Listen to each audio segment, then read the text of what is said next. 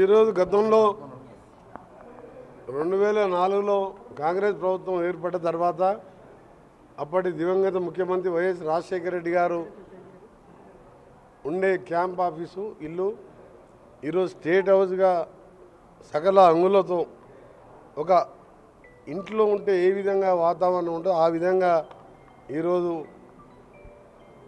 మా ఆర్ఎండ్బి డిపార్ట్మెంట్ జిఏడితో పాటు state adviser to government of Telangana Harkar Venugopal garu special interest తీసుకొని మా ఆర్ఎండ్బి సిఈ గారు మా ఇతర అధికారులతో కోఆర్డినేట్ చేసుకుంటూ మీరే చూశారు ఎంత మంచిగా ఉన్నదో ఇక్కడ. దీన్ని మిస్యూజ్ కాకుండా కేంద్ర ప్రభుత్వంకి వెళ్ళి రాష్ట్రానికి వచ్చే అధికారులు కానివ్వండి, వివిధ దాని మీద వేరే రాష్ట్రాలకు చెందిన మంత్రులు వచ్చినప్పుడు కానివ్వండి, వేరే పార్లమెంట్ మన సుప్రీంకోర్టు జడ్జెస్ కానీ ఎవరు వచ్చినా ఇక్కడ అకామిడేషన్తో పాటు ఒక ఇంటి వాతావరణం ఉండే విధంగా 5 స్టార్ హోటల్లో ఉండే దానికంటే భిన్నంగా మీరు చూసింది ఇప్పుడు ఎంత మంచిగా ఉన్నదో. దీన్ని పర్సనల్ తీసుకున్నాం. దీన్ని మెయింటెనెన్స్ అదే విధంగా చేయడం, వచ్చిన వారికి ఇక్కడ ఉండే విధంగా రాష్ట్ర ప్రభుత్వం స్టేట్ గెస్ట్ హౌస్ని ఒక మోడల్గా బహుశా ఏ స్టేట్లో ఈ విధంగా చేయకుండొచ్చు. దానికి ముఖ్యంగా మా హర్కర్ వేణుగోపాల్ గారు ప్రత్యేక ఇంట్రెస్ట్ తీసుకొని ఇవాళ చేయించి ఇందులో చీఫ్ సెక్రటరీ శాంతి కుమార్ గారు, మా స్పెషల్ సిఎస్ రఘునందన్ మన వికాస్ రాజ్ గారు, GAD principal secretary Raghunandan Rao గారితో పాటు జిల్లా ఇన్ఛార్జ్ మినిస్టర్ పొన్నం ప్రభాకర్ గారు అందరి సమక్షంలో మీ సమక్షంలో ఇనాగ్రేట్ చేసుకున్నాం. దీని ఇక్కడికి వచ్చే గెస్ట్లకు కూడా మంచి ఫెసిలిటీస్తో పాటు దీన్ని నీట్గా మెయింటైన్ చేస్తూ వృధా ఖర్చులు కాకుండా, ఎందుకంటే ఎవరైనా గెస్ట్ వస్తే 5 స్టార్ హోటల్లో పెడితే ఒక రోజుకు 2 లక్షలు 3 లక్షలు బిల్లు వేస్తారు. ఇక్కడనే మేము అవుట్ సోర్సింగ్లో ఇక్కడనే లంచ్ డిన్నర్ బ్రేక్ఫాస్ట్ ఏర్పాటు చేస్తూ నాట్ పొలిటికల్, ఇది ఓన్లీ యాజ్ పర్ ప్రోటోకాల్ అలా డిజిగ్నేషన్ బట్టి వేరే రాష్ట్రాల జడ్జిలు వచ్చినా, సుప్రీంకోర్టు జడ్జిలు వచ్చినా అండ్ వేరే రాష్ట్రాల మంత్రులు వచ్చినా, ఎవరైనా ముఖ్యమంత్రులు నైట్ అవుట్ చేయాలన్నా అన్ని విధంగా మీరు చూసిన సూట్లు ఏ విధంగా ఉన్నావు. 5 స్టార్ హోటల్లో ఉండే రూమ్ సైజ్ కంటే డబుల్ సైజ్ ఉన్నది.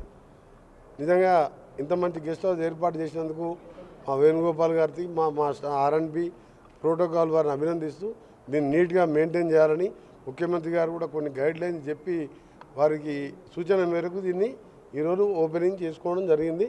ఈ సందర్భంగా అందరికీ శుభాకాంక్షలు.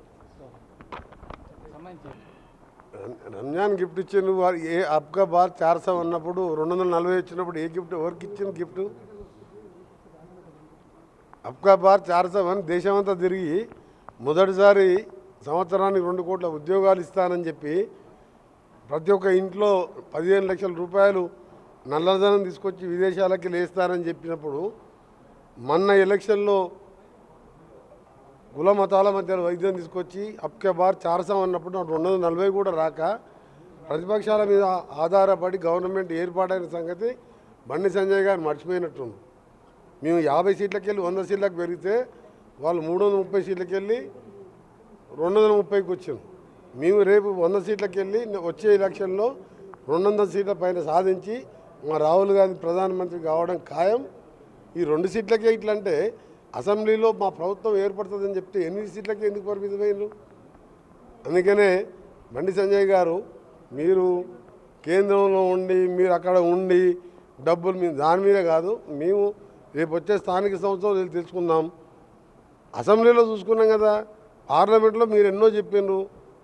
8 సీట్లు వచ్చినాయి మా, ఇంకా 2 సీట్లు 3 సీట్లు 3000 4000తో ఓడిపోయినాయి. 12 సీట్లు వచ్చాయి మాయి. అందుకనే దీంతోనే కాదు మా పర్ఫార్మెన్స్ మా స్కీమ్స్ వచ్చే 4 ఏళ్లలో చూస్తారు. వచ్చేది కూడా కాంగ్రెస్ ప్రభుత్వమే రాష్ట్రంలో.